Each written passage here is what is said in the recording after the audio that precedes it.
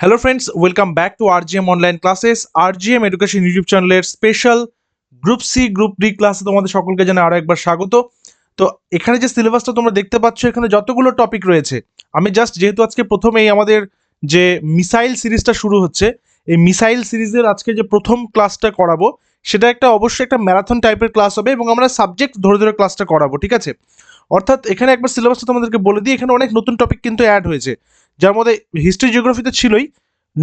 এখানে Indian constitution রয়েছে, national education পলিসিটা নতুন করে যুক্ত করেছে, জেন্ডার অ্যাওয়ারনেসটা যুক্ত করেছে, elementary knowledge about the traditional and contemporary popular culture, এগুলো ছিল স্ট্র্যাটেজিকের মধ্যে। বেসিক কম্পিউটার নলেজটা অ্যাড করেছে, এনভায়রনমেন্টাল অ্যাওয়ারনেস ছিল, কারেন্ট অ্যাফেয়ার্সও থাকেই, স্পোর্টস থাকেই, ইনোভেশনস অ্যান্ড ইনভেনশনস ইন সায়েন্সের মধ্যে এই টপিকটা রয়েছে। অর্থাৎ এই যে টপিকগুলো এখানে দেখতে পাচ্ছ, প্রত্যেকটা টপিক থেকেই একটা করে আমাদের কিন্তু প্রত্যেক দিন, যেই টাইমে তোমরা আজকে ক্লাসটা পাচ্ছ অর্থাৎ 7 PM, প্রত্যেক দিন 7 PM কিন্তু এই মিসাইল সিরিজ আজকের থেকে আমাদের শুরু হচ্ছে, ঠিক আছে? আমরা আজকে প্রথমে ইন্ডিয়ান কনস্টিটিউশনকে নিয়ে শুরু করব এবং এখান থেকে সেই বাছাই করা সেরা 100টা প্রশ্ন এবং উত্তর এবং সেগুলোর সংলগ্ন বিভিন্ন তথ্য, সেগুলো তোমাদের সঙ্গে ডিসকাস করবো, যেগুলো বিভিন্ন চাকরির পরীক্ষাতে বারবার করে এসছে সেগুলো নিয়ে, ঠিক আছে? এগুলো হয়ে যাওয়ার পরে ইংলিশও করব, রিজনিংও হবে, অ্যারিথমেটিকও হবে, আলাদা আলাদা টিচাররা তারা ক্লাসটা করিয়ে দেবেন। এবং গ্রুপ ডির ক্ষেত্রেও কিন্তু রয়েছে, সেই টপিক ধরে ধরে আমরা কিন্তু আজকে ক্লাস করব, ঠিক আছে? তাই তোমরা যারা একেবারে নতুন রয়েছে চ্যানেলটা সাবস্ক্রাইব করে রাখবে, কারণ একদম এই যে আমাদের যে 30টা দিন বা এই যে 31টা দিন আমরা হাতে পাচ্ছি মাত্র, অর্থাৎ 1 মার্চ তোমরা প্রত্যেকেই জানো, 1 মার্চ পরীক্ষা এবং 8 মার্চ পরীক্ষা। 1 মার্চ ক্লার্কের পরীক্ষা, 8 মার্চ গ্রুপ ডির পরীক্ষা। তো এখন কিন্তু একদম প্রিপারেশন তুঙ্গে থাকবে প্রত্যেকের, এবং তার পাশাপাশি আমাদের কিন্তু এই প্রস্তুতিটাও সেইভাবে চালাতে হবে, ঠিক আছে? তো আর সময় নষ্ট না করে শুরু করে দিচ্ছি আজকের সেশন। ইন্ডিয়ান কনস্টিটিউশন থেকে একটা মক টেস্ট, যেখানে 100। তোমরা জানো আমাদের মক টেস্ট শুধু মক টেস্ট প্রশ্ন আলোচনা নয়, তার পাশাপাশি বিভিন্ন রকমের তথ্য এবং তার পাশাপাশি সেগুলোর বিভিন্ন রকমের ইম্পর্টেন্ট নথিগুলো কিন্তু আমরা সেখানে প্রোভাইড করে থাকি। তো কি রয়েছে আজকে প্রথম প্রশ্নে? বলছে মহামান্য সুপ্রিম কোর্টের, অর্থাৎ সুপ্রিম কোর্টের আদেশ বলে আরটিআই, যেটাকে বলা হয় রাইট টু ইনফরমেশন, তাই তো? আরটিআই প্রয়োগ করা যাবে সিবিআই এর অফিসে, এনআই এর অফিসে, সিজিআই এর অফিসে, নাকি পিএমএ অফিসেও? সঠিক উত্তর office of the chief justice of India, অর্থাৎ CJI, chief justice of India. আচ্ছা, এবার বলো তো বর্তমান চিফ জাস্টিস কে রয়েছেন আমাদের ভারতবর্ষের? বর্তমান সুপ্রিম কোর্টের প্রধান বিচারপতি কে রয়েছেন? সূর্যকান্ত, তাই না?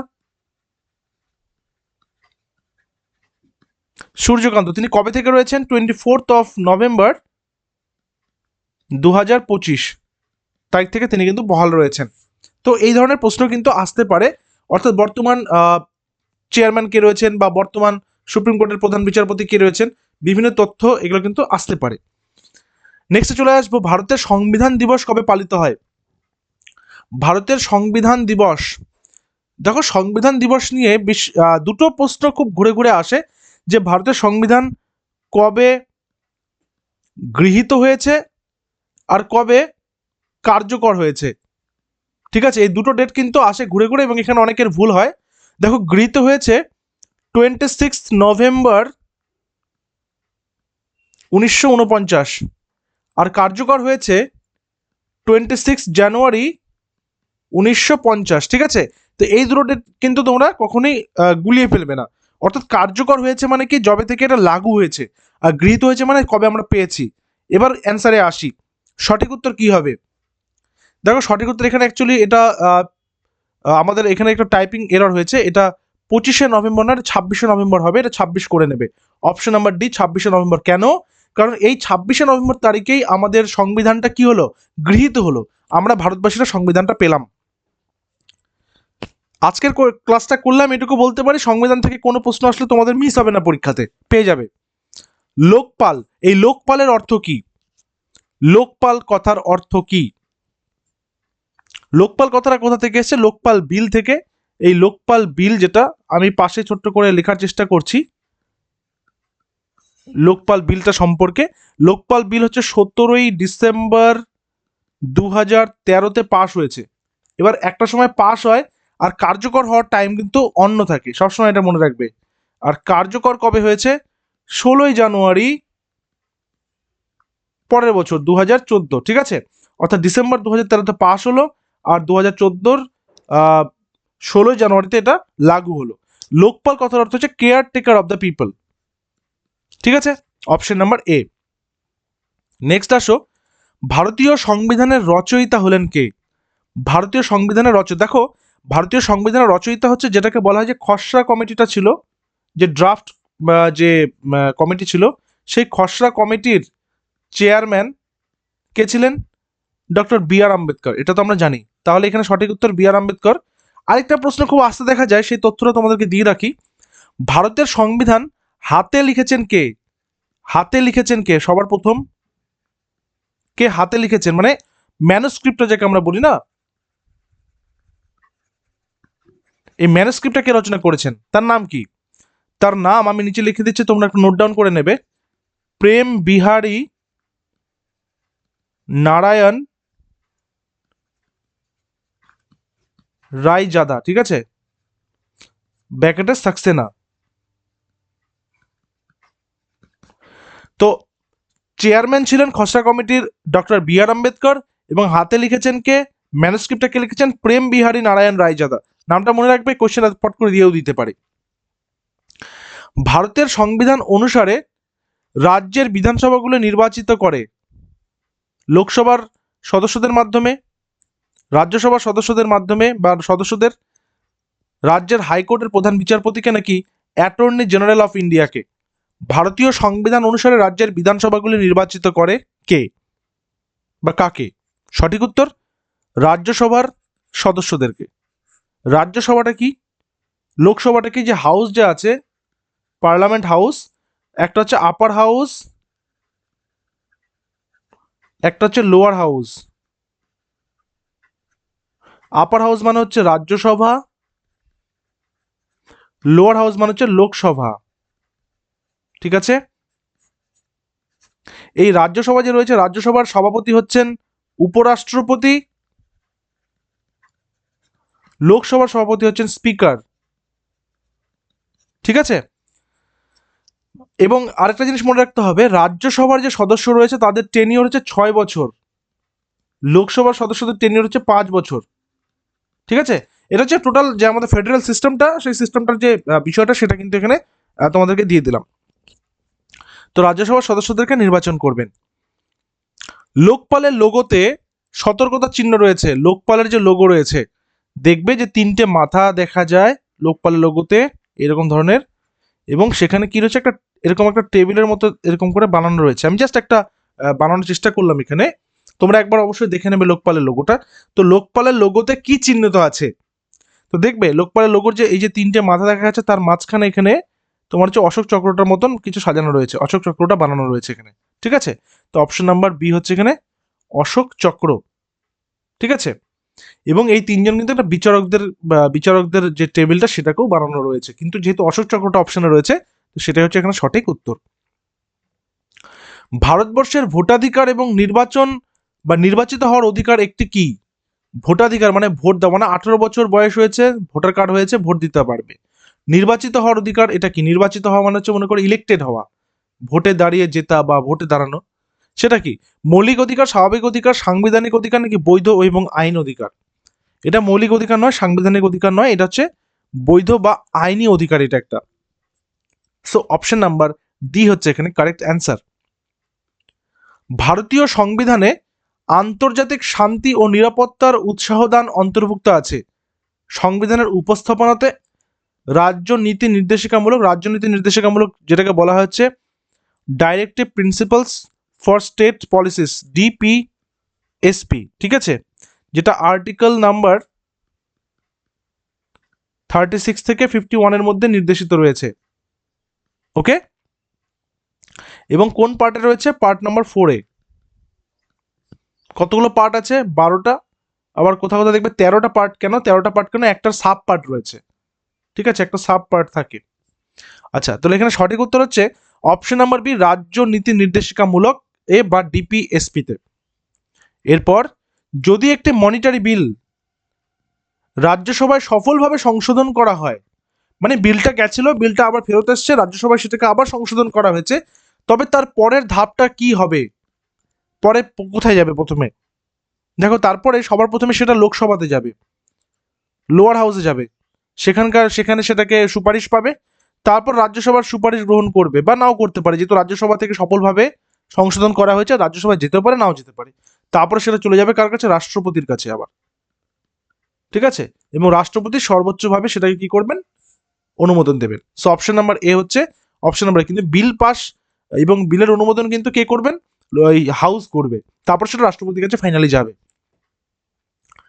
ওয়েলফেয়ার স্টেটের চিন্তা, ওয়েলফেয়ার স্টেটের চিন্তা ভারতীয় সংবিধানে সযত্নে রক্ষা করা হয় কোথায়? প্রস্তাবনাতে, মানে প্রিয়াম্বলে, রাজনীতির প্রত্যক্ষ নীতিসমূহে, মৌলিক অধিকারে, নাকি সপ্তম তালিকায়? সঠিক উত্তর রাজনীতির প্রত্যক্ষ নীতিসমূহতে। এরপর পঞ্চায়েতি রাজ। পঞ্চায়েতি রাজ নিয়ে বেশ কিছু তথ্য তোমাদের জানতে হবে, কারণ এই একটা প্রশ্ন, যেই প্রশ্নটা প্রচুর রিপিট হয়েছে। তোমরা যারা ক্লাসটা করছো প্রথম থেকেই, আমি বলছি তো, এখান থেকে যে কোশ্চেনগুলো তোমরা আজকে করবে, এই কোশ্চেনগুলো থেকেই তোমাদের সংবিধান থেকে যতগুলো প্রশ্ন আসবে পরীক্ষা সব কমন পাবে। পঞ্চায়েতি রাজ আমরা যখন এই পিওয়াইকে করতে গেছি প্রচুর রিপিট হয়েছে এই কোয়েশ্চেনগুলো। তো পঞ্চায়েত রাজটা ভালো করে দেখে নাও।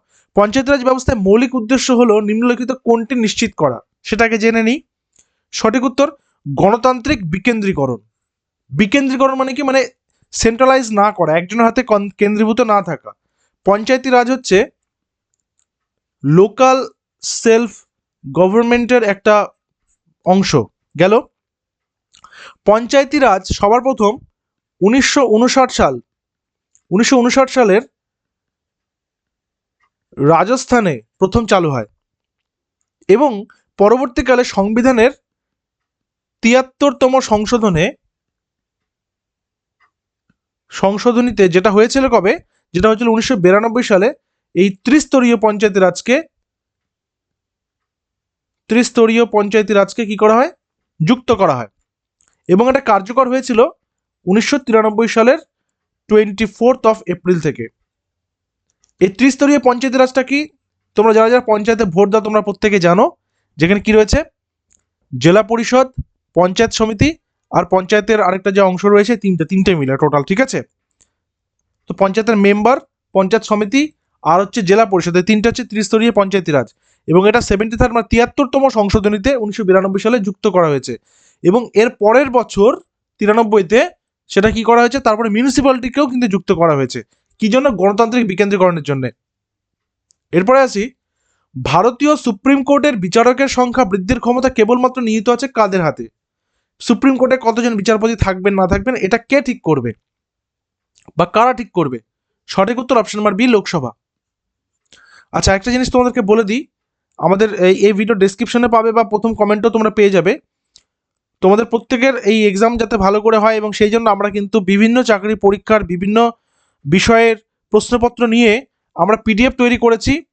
সাবজেক্ট ওয়াইজ পিডিএফ টোটাল 14টা পিডিএফ রয়েছে সাবজেক্ট ওয়াইজ, যার মধ্যে তোমরা পাবে history, geography, polity, science, EVS, তারপর লিঙ্গ সংক্রান্ত যেটা চেয়েছে সেটা, কম্পিউটার, ঠিক আছে, ন্যাশনাল এডুকেশন পলিসি, প্রত্যেকটা, ইংলিশ, টোটাল এই 14টা পিডিএফ তোমরা কিন্তু পেয়ে যাবে। তার জন্য তোমাদের ফিস অনলি 99 রুপিস, যার জন্য তোমাদেরকে আমাদের অফিসিয়াল হোয়াটসঅ্যাপ নাম্বার 9564345236 এই নম্বরে হোয়াটসঅ্যাপ করতে হবে। কি লেখে? গ্রুপ সিডি পিডিএফ, এই কথাটা লিখলেই তোমাদেরকে কিন্তু সেই পিডিএফটা প্রোভাইড করে দেবো। এটা বিভিন্ন বিগত 10 থেকে 15 বছরের বিভিন্ন চাকরি পরীক্ষাতে যে প্রশ্নগুলো এসেছিলো এই সমস্ত সাবজেক্ট থেকে, সেই সমস্ত প্রশ্নগুলোকে নিয়েই এই পিডিএফটা কিন্তু বানানো হয়েছে। তোমরা অবশ্যই এটা সংগ্রহ করো এবং প্রচুর কোশ্চেন রিপিট হচ্ছে, এখান থেকে অসংখ্য প্রশ্ন তোমরা কমন পাবে। পরীক্ষার দিন আমি প্রত্যেককে সেটা স্ক্রিনশট নিয়ে দেখিয়েও দেবো টেলিগ্রামে। ঠিক আছে? সমস্ত ডিটেলস এই ভিডিও ডিসক্রিপশন এবং কমেন্টে দেওয়া রয়েছে, অবশ্যই তোমরা নিয়ে বাড়িতে কিন্তু পড়তে থাকো। সঠিক তারিখ এবং বছর চিহ্নিত করুন যখন থেকে ভারতীয় সংবিধান আরোপিত বা কার্যকর হয়েছে। এই যে দেখো, এই কোশ্চেনটা ঘুরে ঘুরে আসে। একটা কার্যকর হওয়া, আর একটা হচ্ছে গৃহীত হওয়া। গৃহীত মানে কি? কবে আমরা পেলাম। ঠিক আছে? আর কার্যকর মানে কি? যবে থেকে এটা লাগু হলো। তাহলে সবসময় মনে রাখবে, এটা হচ্ছে 1949-এ গৃহীত হয়েছে, এটা 1950-এ লাগু হয়েছে। তাহলে 1950 যেটা 26শে জানুয়ারি। ঠিক আছে? আরোপিত, কার্যকর, লাগু, ঠিক আছে, এই সমস্ত শব্দগুলো কিন্তু ওখানে তারা প্রয়োগ করবে। ভারতের সংবিধান অনুযায়ী রাষ্ট্রপতির কর্তব্য হলো পার্লামেন্টের ডেস্কে লোকসভার টেবিলে যেটা উপস্থাপন করা নিম্নলিখিতগুলি কি? ভারতের সংবিধান অনুযায়ী সঠিক উত্তর কি হবে? Controller and auditor general report, CAG report, বা যেটাকে অনেক সময় তোমরা বলে ক্যাগ। খবরের চ্যানেল দেখবে ক্যাগ রিপোর্ট দাখিল করা হলো, ক্যাগ রিপোর্ট জমা করা হলো, এটা হচ্ছে সিএজি, মানে controller and auditor general report. ঠিক আছে, এটা একটা আছে। আর কি কি আছে একটু দেখে নিই। সঠিক উত্তর হচ্ছে ক, গ এবং ঘ, অর্থাৎ recommendation of union finance commission report এবং national schedule caste commission report. ঠিক আছে, তো এইটা হচ্ছে অপশন নাম্বার সি হচ্ছে এখানে সঠিক উত্তর, ক, খ এবং ঘ। নিম্নলিখিত সংস্থাগুলির মধ্যে বা সংস্থা বা সংগঠনগুলির মধ্যে কোনটি প্রকাশিত করে agricultural marketing and farm friendly reforms index? Agricultural marketing and farm friendly reforms index, সঠিক উত্তর অপশন নাম্বার এ নীতি আয়োগ। এই নীতি আয়োগ কবে তৈরি হয়েছে? 1 জানুয়ারি 2015। এবং নীতি আয়োগের চেয়ারম্যান হচ্ছেন প্রাইম মিনিস্টার অফ ইন্ডিয়া। ঠিক আছে, পিএম। নেক্সট আসবো, ইউনাইটেড সোভারেন বেঙ্গলের অ্যাডভোকেটদের মধ্যে একজন ছিলেন কে? ইউনাইটেড সোভারেন বেঙ্গলের এইচ.এস. সোহরাবর্দী, শ্যামাপ্রসাদ মুখার্জি, মৌলানা আবুল কালাম আজাদ, ওপরে কেউই নয়। ইউনাইটেড সোভারেন বেঙ্গলের অ্যাডভোকেটদের মধ্যে একজন ছিলেন কে? সঠিক উত্তর এইচ.এস. সুরাওয়ার্দী, অপশন নাম্বার এ। এরপর, সকল নাগরিকের কথা বলা এবং মত প্রকাশের স্বাধীনতা ভারতীয় সংবিধানের কোন আর্টিকেলে নিশ্চিত করা হয়েছে? মানে বাক স্বাধীনতা, তাই না? যেটাকে আমরা এক কথায় বলবো কি বাক স্বাধীনতা। কত নম্বর আর্টিকেলে রয়েছে?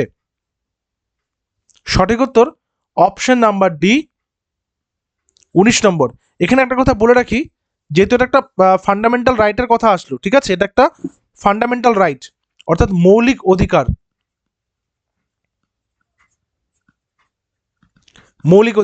মৌলিক অধিকারগুলো হচ্ছে আর্টিকেল নাম্বার 12 থেকে শুরু করে 35-এর মধ্যে নিহিত রয়েছে। ওকে, কি কি মৌলিক অধিকার রয়েছে সেটা পরের কোশ্চেনগুলো আসবে, তারপরে একবারে এটাকে সাম আপ করে আমি বলে দেবো তোমাদেরকে, ক্লাসের শেষে দেখবে মুখস্থ হয়ে গেছে। আচ্ছা, পার্ট নাম্বার 3-তে রয়েছে। পার্ট নাম্বার কততে? 3-তে। 3 নম্বর পার্ট রয়েছে মৌলিক অধিকার, মানে এগুলো হচ্ছে এক একটা নাগরিকের অধিকার রয়েছে। এর পাশাপাশি আরেকটা জিনিস তোমাদেরকে পড়তে হবে, সেটা হচ্ছে মৌলিক কর্তব্যগুলো। মৌলিক কর্তব্যগুলো নিয়েও প্রশ্ন রয়েছে, তাই এখন আমি ওটা আর বলে দিচ্ছি না। ভারতীয় সংবিধানের কোন তালিকায় কেন্দ্র এবং রাজ্যের ক্ষমতা বন্টন করা হয়েছে? ক্ষমতা বন্টন হয়েছে মানে ক্ষমতা ভাগাভাগি হবে। প্রথম তফসিল, দ্বিতীয় তফসিল, ষষ্ঠ তফসিল নাকি সপ্তম তফসিল? এখানে তফসিল বলেছে, যেটা যে পার্ট আমরা বলছি। কারেক্ট অ্যান্সার কি হবে? কারেক্ট অ্যান্সার হবে হচ্ছে 7th পার্ট, পার্ট নাম্বার 7-তে। ঠিক আছে, নেক্সট, ভারতীয় সংবিধানের 86 নম্বর সংশোধনে, এটাকে একটু জুম আউট করতে হবে, ডাইরেক্টিভ প্রিন্সিপালস এর পরিবর্তন করা হয়েছে কোনটির জন্য? 6 বছরের নিচে শিশুদের স্বাস্থ্য এবং শিক্ষা প্রদান করা, রাজ্যে বিনামূল্যে আইনি সহায়তা, নাকি গ্রাম পঞ্চায়েতগুলো উৎসাহ দেওয়া? যখন আমরা একটা জিনিস দেখব, ওই রাইট টু এডুকেশন অ্যাক্ট, ঠিক আছে, RTE অ্যাক্ট 2009, যেটা 2010-এর 1 এপ্রিল, মানে 1 এপ্রিল 2010-এ লাগু হয়েছে বা কার্যকর হয়েছে, এটা হচ্ছে পাস হয়েছে 2009-এ। সেখানে বলা হয়েছে কি 6 থেকে 14 বছর বয়সে প্রত্যেকটা বাচ্চাকে কি করতে হবে, তাদের ন্যূনতম যে শিক্ষা, ন্যূনতম যে তাদের যেটাকে বলা হয় যে basic and fundamental and free education দিতেই হবে। কিন্তু এখানে ভারতীয় সংবিধানের 86 নম্বর সংশোধনে ডাইরেক্টিভ প্রিন্সিপালসে পরিবর্তন করা হয়েছে কোনটির জন্য? এই 6 বছরের নিচে শিশুদের স্বাস্থ্য এবং শিক্ষা প্রদানের জন্য। অপুষ্টি সংক্রান্ত যে বিষয়গুলো রয়েছে সেই বিষয়গুলো কিন্তু এখানে খুব গুরুত্ব সঙ্গে দেখা হয়। কোন রাজ্যে ডিস্ট্রিক্ট জাজ যুক্ত হন, বা কোন রাজ্যে ডিস্ট্রিক্ট জাজ যুক্ত হন কার দ্বারা? গভর্নর, হাইকোর্টের প্রধান বিচারক, রাজ্যের কাউন্সিল অফ মিনিস্টার্স, নাকি রাজ্যের অ্যাডভোকেট জেনারেল? সঠিক উত্তর অপশন নাম্বার এ, গভর্নর। যেহেতু গভর্নর প্রশ্ন আসলো, তাহলে বর্তমান ওয়েস্ট বেঙ্গলের গভর্নরের নাম কি? তোমরা কিন্তু আমার সাথে সাথে নিচে কমেন্টে অবশ্যই জানাতে থাকবে। ঠিক আছে, বর্তমান গভর্নর হচ্ছেন CV আনন্দ বোস। ঠিক আছে, অর্থাৎ বর্তমান কে কোন পদে রয়েছেন সেগুলো কিন্তু ভালো করে পড়ে যাবে, একটা দুটো কোশ্চেন দিয়ে দিবে। ভারতের রাষ্ট্রপতির ক্ষেত্রে অভিযোগ আনা যায়, ঠিক আছে, পার্লামেন্টের উভয় কক্ষের যে কোনোটিতে, পার্লামেন্টের যৌথ কক্ষে, অধিবেশনে, লোকসভা নাকি রাজ্যসভার যে কোনো একটাতে। পার্লামেন্টের উভয় কক্ষের যে কোনো একটিতে, ঠিক আছে। এখানে ইমপিচমেন্টের কথাটা কিন্তু বলা হয়েছে, তাই না? লোকসভার বর্তমান স্পিকার কে রয়েছেন? যেহেতু পার্লামেন্টের কথা বলছি, তাহলে পার্লামেন্টে দুটো রয়েছে, একটা হচ্ছে লোকসভা আর একটা হচ্ছে রাজ্যসভা। এখানকার চেয়ারম্যান হচ্ছেন স্পিকার, এখানকার চেয়ারম্যান হচ্ছেন উপরাষ্ট্রপতি, তাই তো? এটা তোমাদেরকে হোমওয়ার্ক দিয়ে দিলাম যে বর্তমান স্পিকারের নাম কি রয়েছে আর বর্তমান উপরাষ্ট্রপতির নাম কি রয়েছে। বুঝে গেল? চলো নেক্সট আসি। নিম্নলিখিত বিবৃতিগুলির বিচার করতে বলছে। এটা আবার বড় কোশ্চেন একটা, ডাব্লিউবিসিএস এসেছিল প্রশ্নটা। পাবলিক অ্যাকাউন্টসের উপর পার্লামেন্টারি কমিটি লোকসভার 25 জন সদস্যর অধিক দ্বারা গঠিত হয় না, কেবলমাত্র আইনি ও বৈধতার নিরিখে পাবলিক এক্সপেন্ডিচার পরীক্ষা করে না, কোনো রকম টেকনিক্যাল অনিয়ম আছে কিনা জানার জন্য, উপরন্তু অর্থনৈতিক স্বচ্ছতা, জ্ঞান এবং যথার্থতা দেখার জন্য পরীক্ষিত হয়। ভারতের কন্ট্রোলার অ্যান্ড অডিটর জেনারেলের রিপোর্ট পরীক্ষার জন্য উপরে উল্লেখিত একটি উত্তরগুলি সঠিক কোনটি? কেবলমাত্র 1, 2, 3 নাকি 1, 2, 3 সবগুলোই? সঠিক উত্তর 2 এবং 3, অর্থাৎ কেবলমাত্র আইনি এটা এবং অডিটর জেনারেলের রিপোর্টটা। অপশন নাম্বার বি হচ্ছে সঠিক উত্তর। নেক্সট, নিম্নলিখিত কোন সাংবিধানিক আধিকারিকের ক্ষমা করার পরম ক্ষমতা আছে? ক্ষমা করা, মনে করো শাস্তি মুকুব করে দেওয়া, শাস্তি মুকুব করা। রাষ্ট্রপতি এবং কোন রাজ্যের রাজ্যপালের ভারতীয় সুপ্রিম কোর্টের মুখ্য প্রধান বিচারকের। কি হবে সঠিক উত্তর?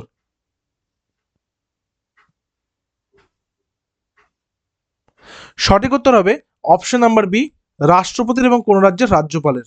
ঠিক আছে, শুধু রাষ্ট্রপতির কিন্তু নয়।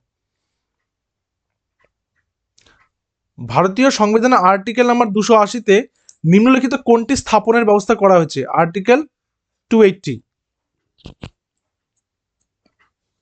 সঠিক উত্তর অর্থ কমিশন বা ফাইন্যান্স কমিশন। ভারতে পঞ্চায়েতি রাজ ব্যবস্থার প্রকার কতগুলো রয়েছে? 1 নম্বর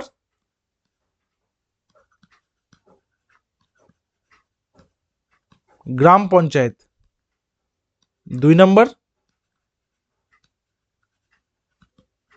পঞ্চায়েত সমিতি, 3 নম্বর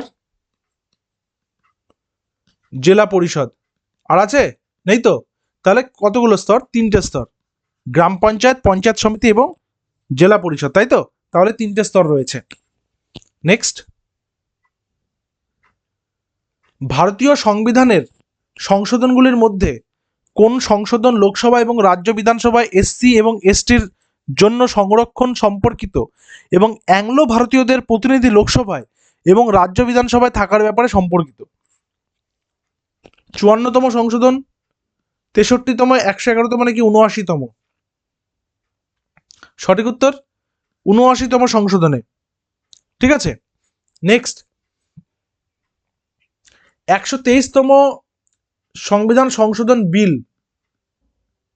কি বিষয় নিয়ে আলোচনা করা হয়েছে? যেটা অ্যাকচুয়ালি 102তম অ্যামেন্ডমেন্ট, 102nd অ্যামেন্ডমেন্ট, যেটা 123তম সংবিধান সংশোধন বিল বলেছে, সেটা কি নিয়ে করা হয়েছে? সেটা করা হয়েছে এনসিবিসি, অর্থাৎ ন্যাশনাল কমিশন অফ ব্যাকওয়ার্ড ক্লাসেসের ক্ষমতায়নের জন্য, পিছিয়ে পড়া শ্রেণীদের ক্ষমতা বৃদ্ধি বা তাদেরকে সুবিধা প্রদানের জন্য করা হয়েছে।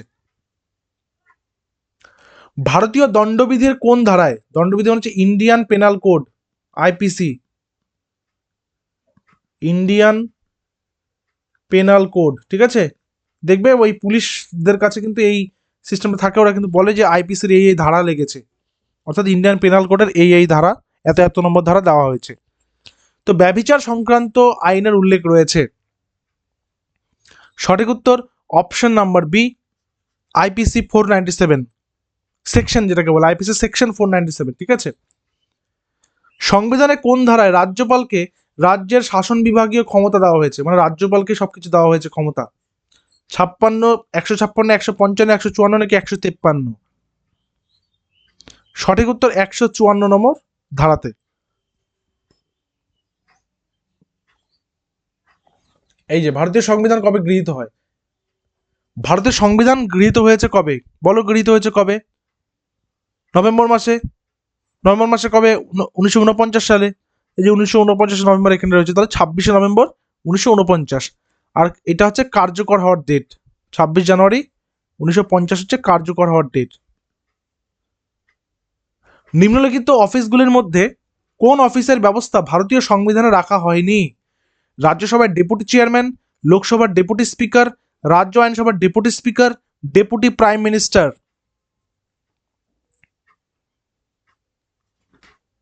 কারেক্ট আনসার কি হবে? কারেক্ট আনসার হবে option number D, deputy prime minister, মানে যেটাকে বলা হয় উপপ্রধানমন্ত্রী। আচ্ছা, ভারতের প্রথম ডেপুটি প্রাইম মিনিস্টার কে ছিলেন? বল্লভভাই প্যাটেল, যাকে কি বলা হয়? Bismarck of India, iron man of India, তাই না? নেক্সট, ভারতীয় সংবিধানের কোন আর্টিকেলে গ্রাম পঞ্চায়েতের সংগঠনকে বর্ণনা করা হয়েছে? 40, 41, 42 নাকি 43? সঠিক উত্তর আর্টিকেল নাম্বার 40-এ, অপশন নাম্বার এ।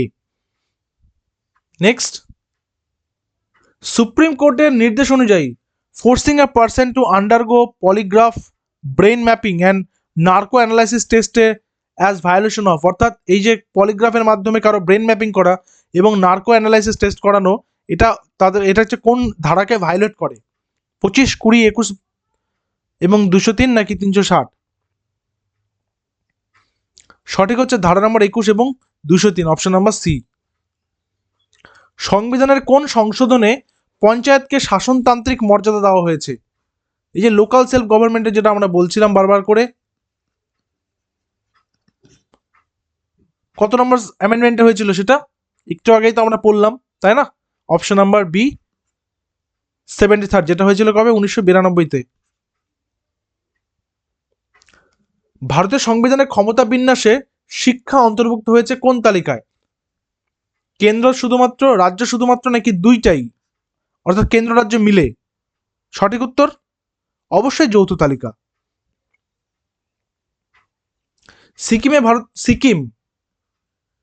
সিকিমের রাজধানী গ্যাংটক, তাই তো? এই সিকিম ভারতের ফুল ফ্লেজ রাজ্য হিসেবে ঘোষিত হয় কবে? 1985, 1973, 1965 নাকি 1975? সঠিক উত্তর অপশন নাম্বার ডি, 1975-এ। ভারতের সংবিধানে নিম্নলিখিত কোন ধারায় সাহায্য অনুদানের ব্যবস্থা রয়েছে? 274, 275, 275, 96, 275, 85, 275, 282? অপশন নাম্বার ডি, 275 এবং 282 দুটো ধারাতেই। ভারতের পঞ্চায়েতি রাজ ব্যবস্থা, এটা হোমওয়ার্ক, এটা আর বলবো না, ঠিক আছে? পঞ্চায়েতি রাজ নিয়ে প্রচুর কোশ্চেন আসছে, কিন্তু বারবার করে আসছে, বারবার বলে দিচ্ছি তোমাদেরকে।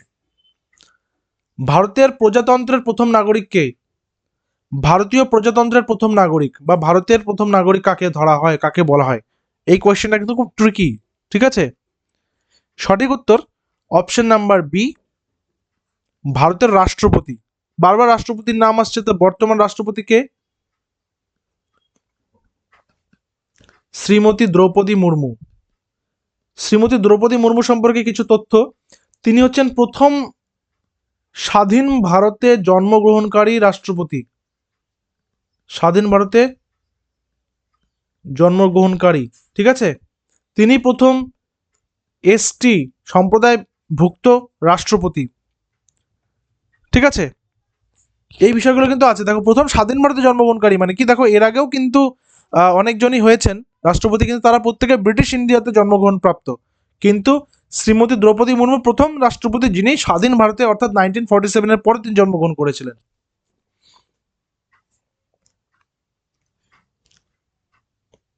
29/11/49 তারিখে যখন ভারতের সংবিধান লেখার কাজ শেষ হয়, তখন নিম্নলিখিত কোনটি অন্তর্ভুক্ত ছিল না? মানে যখন খসড়াটা তৈরি হয়ে গেল লিখে, তখন এর মধ্যে কোনটা ইনক্লুডেড ছিল না সেটা বলতে বলেছে। মৌলিক কর্তব্য, অপশন নাম্বার বি, মানে ফান্ডামেন্টাল ডিউটিস। ঠিক আছে, সো অপশন নাম্বার বি। আচ্ছা, মৌলিক কর্তব্যগুলো কত নম্বর আর্টিকেলে নিহিত রয়েছে? আর্টিকেল নাম্বার 51 এতে। ঠিক আছে, এবং পার্ট নাম্বার 4 এতে। এবং পরবর্তীকালে এটা কবে সংশোধন, এই মৌলিক কর্তব্য কবে যুক্ত হয়েছে? 1976-এ 42nd অ্যামেন্ডমেন্টে, সংশোধনীতে। আরেকটা জিনিস বলতে চাই তোমাদের, এই যে 42তম সংশোধন হয়েছে সংবিধানের, এটাকে মানে সংবিধানের ক্ষুদ্রতম সংস্করণ বলা হয়ে থাকে। ক্ষুদ্রতম সংস্করণ মানে এখানে 42তম সংশোধনীতে প্রচুর সংশোধন হয়েছে। সময়টা মনে করো যখন ইন্দিরা গান্ধী প্রধানমন্ত্রী, যখন ভারতের কি হলো, ভারতের তখন কি হয়েছে, ন্যাশনাল ইমার্জেন্সি ডিক্লেয়ার হয়েছিল তার আগেই, তারপরেই এই অ্যামেন্ডমেন্টটা আসে এবং এখানে অভূতপূর্ব পরিবর্তন আসে সংবিধানে, অনেক কিছু চেঞ্জ হয়। তারপরেই কিন্তু পরবর্তীকালে একটা বিল পাস হয় যেখানে বলা হয় যে সংবিধানের যেটা মৌলিক স্ট্রাকচার সেটাকে কখনোই ব্রেক করা যাবে না, প্রিয়াম্বল কখনোই চেঞ্জ হবে না। ঠিক আছে, সেখানে প্রিয়াম্বল অনেক নতুন নতুন শব্দ কিন্তু অ্যাড হয়েছে, সেটা অন্য কোয়েশ্চেনে আবার আলোচনা করব। পার্লামেন্ট অর্থ বিল অনুমোদনের জন্য নিম্নলিখিত কোনটি অপরিহার্য নয় বলেছে? কোনটা না হলেও চলে? কি হবে সঠিক উত্তর? অর্থমন্ত্রীর ব্যক্তিগত অনুমোদন, কারণ লোকসভার অনুমোদন থাকবে, রাজ্যসভার অনুমোদন থাকবে, রাষ্ট্রপতির অনুমোদন থাকবে, তাহলেই হবে। অর্থমন্ত্রী সেখানে সিগনেচারটা প্রয়োজন পড়ে। আইন শৃঙ্খলা নিম্নলিখিত কোন তালিকার অন্তর্ভুক্ত? যৌথ তালিকা, রাজ্য তালিকা, কেন্দ্র তালিকা, নাকি কোনোটিই নয়?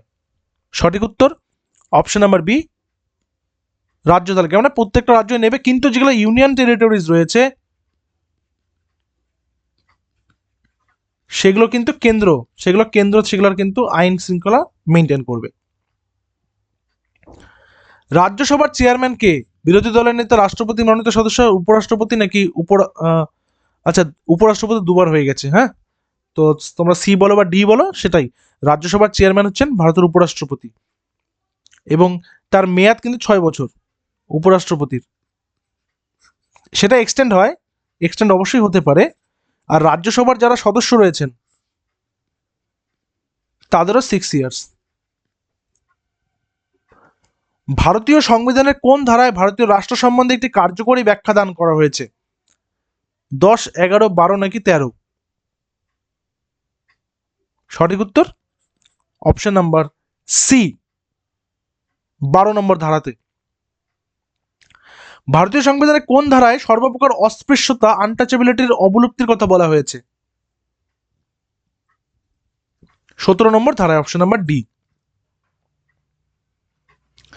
ভারতীয় সংবিধানের কোন ধারায় নাগরিকদের বাক স্বাধীনতার অধিকার অলঙ্ঘনীয় করা হয়েছে? মানে বাক স্বাধীনতা একটা মৌলিক অধিকার, কোন ধারায়? 19 নম্বর ধারায়। কি বললাম তখন, 12 থেকে 35 সমস্ত ফান্ডামেন্টাল রাইটস, তাই না? আর ফান্ডামেন্টাল ডিউটিস হচ্ছে 51 এই দুটা মনে রাখবে। ফান্ডামেন্টাল রাইটস হচ্ছে মৌলিক কর্তব্য, মৌলিক অধিকার, আর ফান্ডামেন্টাল ডিউটিস হচ্ছে মৌলিক কর্তব্য। অধিকার থাকবে, কর্তব্য থাকবে না, তাই তো হয় না, দুটোই থাকবে। ভারতীয় সংবিধানের কোন ধারায় বলা হয়েছে যে কিছু সীমাবদ্ধতার মধ্যে প্রত্যেক ধর্মীয় সত্তার ধর্মীয় এবং সমাজসেবামূলক কাজের জন্য প্রতিষ্ঠান গড়ে তোলা এবং পরিচালনা করার অধিকার থাকবে? 26 নম্বর ধারায়, অপশন নাম্বার সি। ভারতীয় সংবিধানের কোন ধারায় গ্রামীণ পঞ্চায়েত ব্যবস্থা কার্যকরী করার ইচ্ছা প্রকাশ করা হয়েছে? গ্রামীণ পঞ্চায়েত ব্যবস্থা 40 নম্বর ধারায়। এই কোশ্চেনটা রিপিট হয়েছে, কিন্তু প্রচুর কোশ্চেন রিপিট আছে, বললাম না। ভারতীয় সংবিধানে কোন ধারায় একটি সমনীতি ভিত্তিক সিভিল কোড প্রণয়ন করার কথা বলা হয়েছে? মানে যেটাকে বলা ইউনিয়ন সিভিল কোড। ঠিক আছে,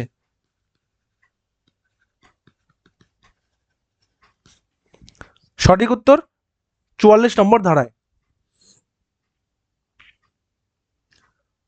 ভারতীয় সংবিধানে কোন ধারায় বলা হয়েছে যে রাষ্ট্রীয় অর্থানুকূল্যে যেসব শিক্ষা প্রতিষ্ঠানগুলি পরিচালিত হয় সেখানে কোনো ধর্মীয় শিক্ষা প্রদান করা যাবে না? অর্থাৎ যেখানে দেশ টাকা দিচ্ছে যে সমস্ত শিক্ষা প্রতিষ্ঠানগুলোতে সেখানে কোনো ধর্মীয় শিক্ষা প্রদান করা যাবে না। সঠিক উত্তর অপশন নাম্বার ডি, 28 নম্বর ধারায়। ভারতীয় সংবিধানে কোন ধারায় বলা হয়েছে যে রাষ্ট্রের দ্বারা সরাসরি পরিচালিত বা রাষ্ট্রের থেকে আর্থিক সাহায্যপ্রাপ্ত কোনো শিক্ষা প্রতিষ্ঠানে কোনো নাগরিকের ভর্তি হওয়ার অধিকার অস্বীকার করা যাবে না, কেবলমাত্র ধর্ম, জাতি, বর্ণ ইত্যাদি নির্বিশেষে? 29 নম্বর ধারায়। মানে 28 নম্বর ধারাতে বললো কি যে কোনো রকম ধর্মীয় শিক্ষা প্রদান করা যাবে না, যেহেতু সেটা সরকারি খরচে চলছে, government aided schools, government sponsored schools. আর 29 নম্বরে বললো কি কাউকেই কোনো ধর্মীয় বিচারে, ধর্মীয় নিরিখে কাউকেই বিচার করা যাবে না এবং তাকে ভর্তির সুযোগ থেকে তাকে বঞ্চিত করা যাবে না। ঠিক আছে। পার্লামেন্টে তার সম্মতি ছাড়া কোনো অর্থ বিল পেশ করা যায় না। কার সম্মতি ছাড়া? অবশ্যই রাষ্ট্রপতি। যে কোনো মনিটারি বিল পাস করতে গেলে রাষ্ট্রপতির অনুমোদন লাগবেই।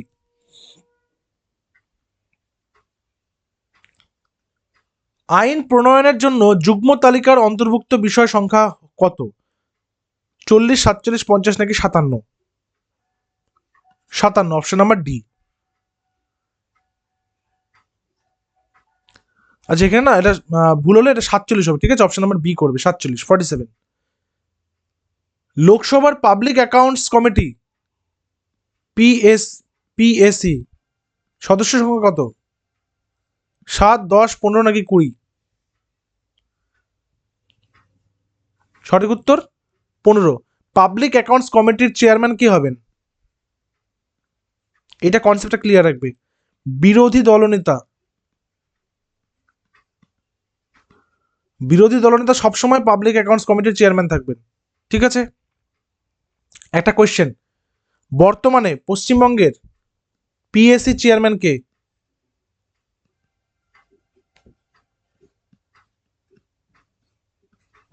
বর্তমান পশ্চিমবঙ্গের পিএসসি চেয়ারম্যান কে? ভারতের সংবিধান পুরোপুরি যুক্তরাষ্ট্রীয় নয়, পুরোপুরি এককেন্দ্রিকও নয়, কিন্তু এটা হলো উভয়ের সমন্বয়। কে বলেছেন? জওহরলাল নেহরু, ডি বসু, ডক্টর আম্বেদকর নাকি রাজেন্দ্র প্রসাদ? সঠিক উত্তর option number D, doctor Rajendra Prasad. D নয়, B, option number B, D Basu. ঠিক আছে। ভারতীয় সংবিধানে কোন ধারায় ভারতের নাম ও ভূখণ্ডকে নির্দিষ্ট করা হয়েছে? 1, 2, 3, 4? অপশন নাম্বার এ, প্রথম ধারাতে। মানে প্রথমে ভারতের যে সংজ্ঞা, ভারতের যে ভারত বলতে কাকে বোঝানো হয়েছে সেটা কিন্তু বলা হয়েছে। ভারতীয় সংবিধানে কোন অংশে নাগরিকত্ব সম্বন্ধে বলা হয়েছে? 2 নম্বরে, প্রথমে দেশ, তারপর দেশের নাগরিক সম্পর্কে। ঠিক আছে।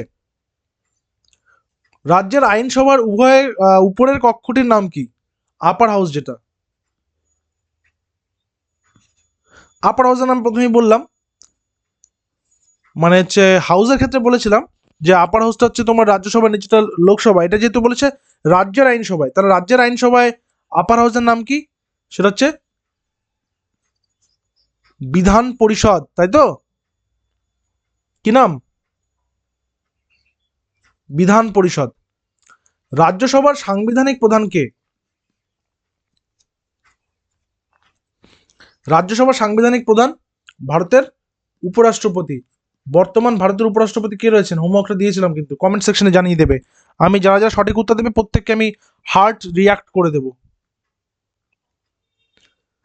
লোকসভায় বিরোধী নেতা নিম্নলিখিতগুলির মধ্যে কার সমান পদমর্যাদা ভোগ করেন?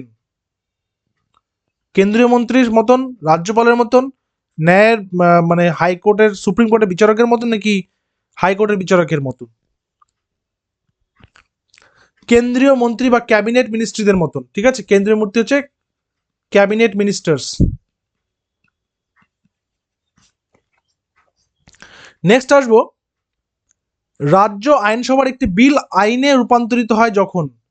রাজ্য আইনসভার একটি বিল আইনে রূপান্তরিত হয়, বিধানসভার সঞ্চালক তাতে সই করেন, রাজ্যের রাজ্যপাল তাতে সই করেন, রাজ্যের মুখ্যমন্ত্রী সই করেন, নাকি রাজ্যের অর্থ দপ্তরের কেউ সই করেন? অবশ্যই রাজ্যপাল যখন সই করে। ঠিক তেমনি কেন্দ্রীয় যখন রাষ্ট্রপতি সই করছেন তখন সেটা কি হচ্ছে? তখন সেটা একটা আইন তৈরি হয়ে যাচ্ছে বিল থেকে। একজন রাজ্যসভার সদস্যের পদে থাকার মেয়াদ কত বছর?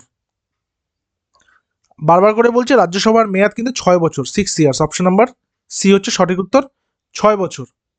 এটা ভুল আছে, এখানে 6 বছর হবে, ঠিক আছে। ভারতীয় গণতন্ত্রের পদ্ধতিটা কিরকম? দ্বিদলীয় সংসদীয়, বহুদলীয় সংসদীয়, রাষ্ট্রপতি প্রধান, নাকি কোনোটাই নয়? অবশ্যই এখানে অনেকগুলো দল রয়েছে এবং সংসদ রয়েছে, তো বহুদলীয় ও সংসদীয়।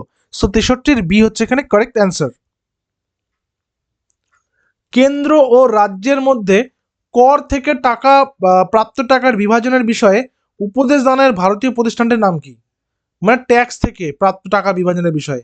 পরিকল্পনা কমিশন, অর্থ কমিশন, লোকসভা, নাকি রাজ্যসভা? অর্থ কমিশন বা finance commission, option number B.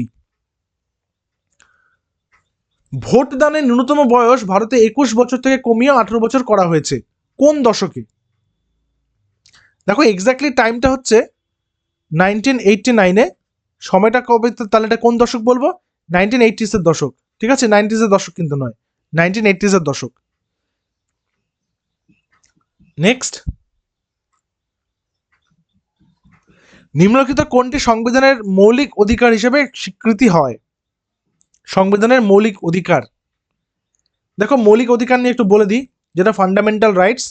মোট ফান্ডামেন্টাল রাইটস যেগুলো আমরা দেখেছি সেটা হচ্ছে 12 থেকে 35-এর মধ্যে রয়েছে উল্লেখিত। সবার প্রথমে হচ্ছে রাইট টু ইকুয়ালিটি, তাই না? 2 নম্বর কি আছে? Right two freedom. 3 নম্বর কি হচ্ছে? Right against exploitation.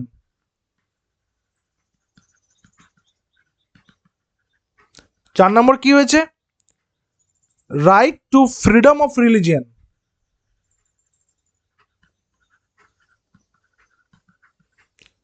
5 নম্বর কি রয়েছে? Cultural and educational rights.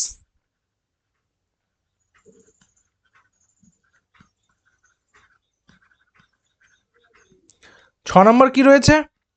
Right two constitutional remedies.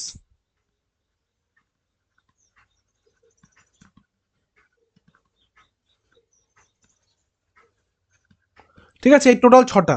Right to equality মানে কি? সাম্যের অধিকার, প্রত্যেকের সমান। রাইট টু ফ্রিডম মানে কি? স্বাধীনতার অধিকার, প্রত্যেকের স্বাধীন। আচ্ছা, রাইট এগেনস্ট এক্সপ্লয়টেশন মানে হচ্ছে শোষণের বিরুদ্ধে অধিকার, কেউ যদি কোনোভাবে শোষিত হয়, কেউ যদি শোষণ করে তার বিরুদ্ধে অধিকার। Right two freedom of religion মানে হচ্ছে ধর্মীয় আচার আচরণ পালনের অধিকার। কালচারাল অ্যান্ড এডুকেশনাল রাইট মানে হচ্ছে সাংস্কৃতিক এবং শিক্ষা সংক্রান্ত অধিকার। রাইট টু কনস্টিটিউশনাল রেমেডিজ মানে কনস্টিটিউশনের যে কোনো রকমের সংশোধনীর ক্ষেত্রেও কিন্তু সেটার অধিকার কিন্তু দেয়।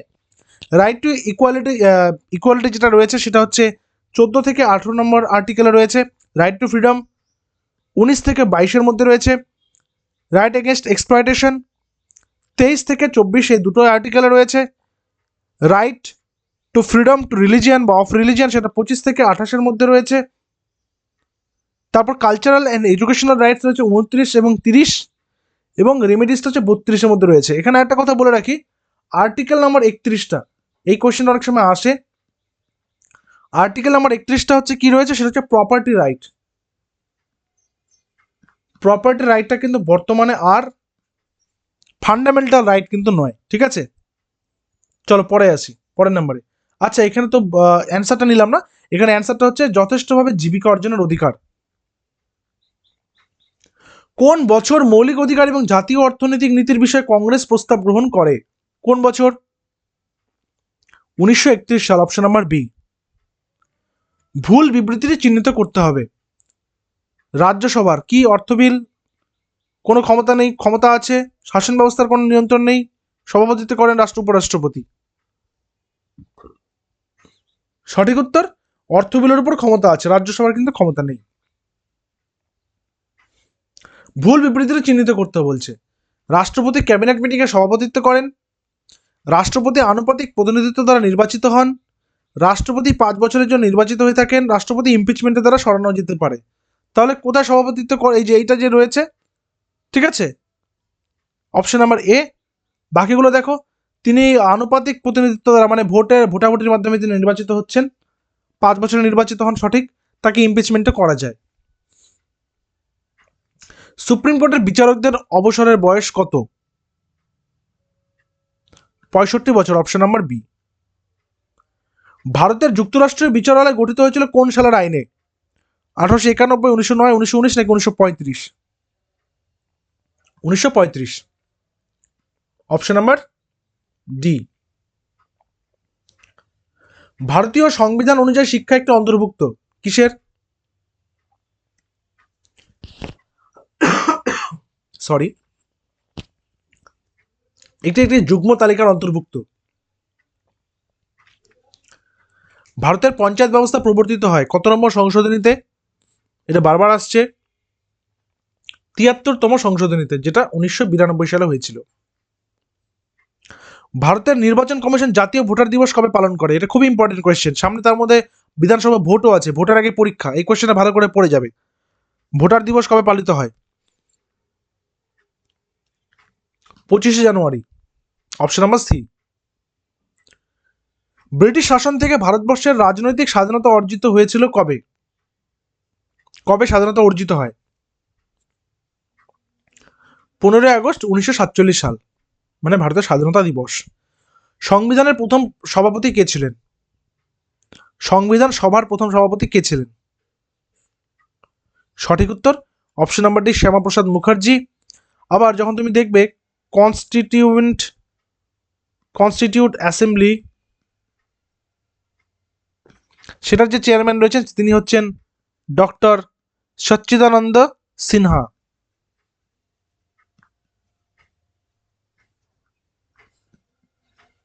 ঠিক আছে।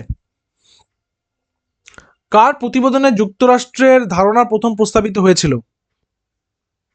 মতিলাল নেহেরু। যুক্ত সার্বভৌম বাংলার প্রথম একজন প্রবক্তা কে ছিলেন? যুক্ত সার্বভৌম বাংলার একজন প্রবক্তা কে ছিলেন? এইচ.এস. সোহরাওয়ার্দী। ভারতবর্ষের রাষ্ট্র ব্যবস্থা কিরকম? এটা অবশ্যই একটা ফেডারেল সিস্টেম, অপশন নাম্বার এ, মনে রাখবে এটা ফেডারেল সিস্টেম, যুক্তরাষ্ট্রীয়। ভারতবর্ষের রাষ্ট্র ব্যবস্থা কেমন? এটা আগেরটা কি ছিল? ফেডারেল সিস্টেমটা কি ছিল? এটা হচ্ছে রাষ্ট্র ব্যবস্থা। এটা রাষ্ট্র ব্যবস্থা এবার কিরকম? এটা হচ্ছে গণতান্ত্রিক রাষ্ট্র ব্যবস্থা। ঠিক আছে।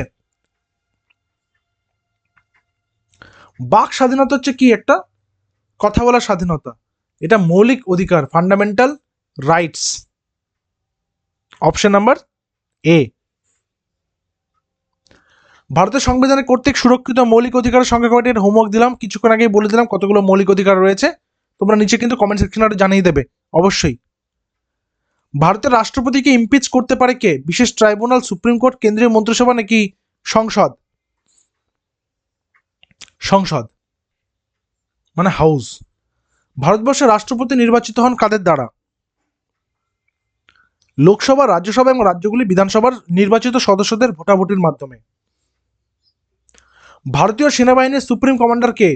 সেনাবাহিনীর সুপ্রিম কমান্ডার আমরা প্রত্যেকে জানি 26 জানুয়ারিতে যখন সেই যেখানে প্যারেড গ্রাউন্ড হয়, প্যারেড হয়, তো কাকে উদ্দেশ্য করে সবাই সেখানে সামরিক ক্ষমতা প্রদর্শন করেন? রাষ্ট্রপতিকে, অপশন নাম্বার এ। ভারতীয় সংবিধানের শীর্ষ ব্যাখ্যাকার কে? Supreme court.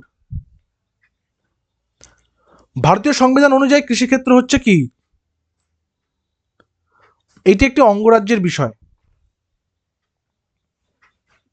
ভারতীয় সংবিধান অনুযায়ী রাজ্য বিধানসভাগুলি পাশ করতে পারে কি?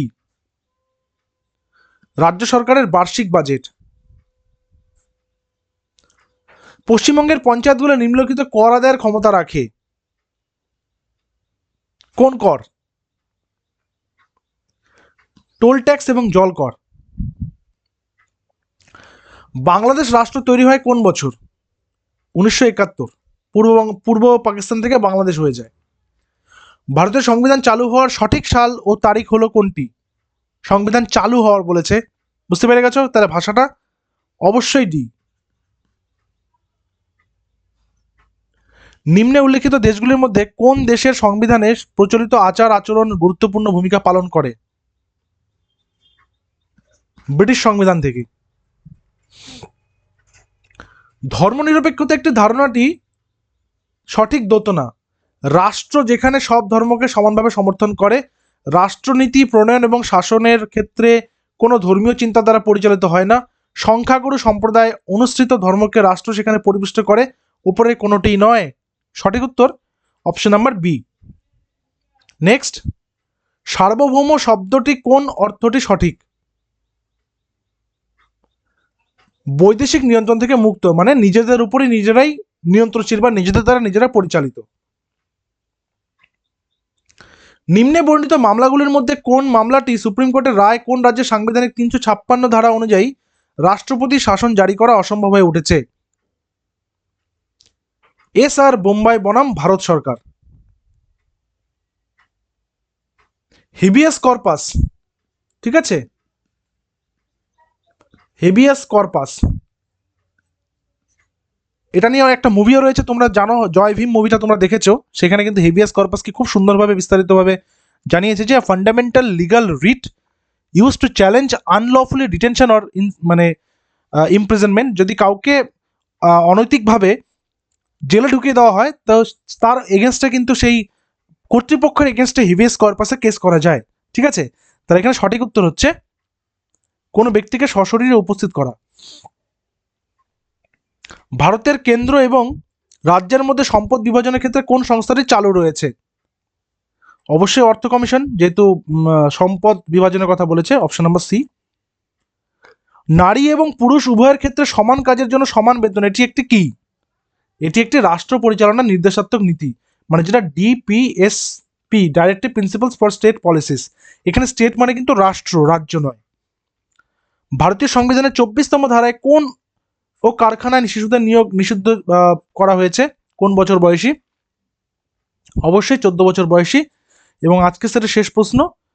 তোমরা কিন্তু অবশ্যই পিডিএফটা নিয়ে নেবে। 10 বছর থেকে 15 বছরের যে লাস্ট বিভিন্ন চাকরি পরীক্ষার পিডিএফগুলো রেডি করে দিয়েছি আমি, এই ভিডিও ডেসক্রিপশন এবং কমেন্ট দিয়ে রেখেছি, তোমরা অবশ্যই হোয়াটসঅ্যাপ করে নিয়ে নিও। আমাদের হোয়াটসঅ্যাপ নম্বর 9564345236, এই নাম্বার তোমরা হোয়াটসঅ্যাপ করবে গ্রুপ সিডি পিডিএফ, ঠিক আছে। অনলি 99 রুপিসে তোমরা সেই 14টা সাবজেক্টের আলাদা আলাদা পিডিএফ কিন্তু পেয়ে যাবে। আর এই কোশ্চেনটা তোমাদের জন্য হোমওয়ার্ক থাকলো। এইভাবেই কিন্তু আমাদের ক্লাস চলবে। দেখা হচ্ছে আবার পরবর্তী ক্লাসে নতুন একটা সাবজেক্ট নিয়ে, এরকমই একটা মহা ম্যারাথন সাবজেক্টের ক্লাস হবে। Till then stay connected with us. Thank you very much.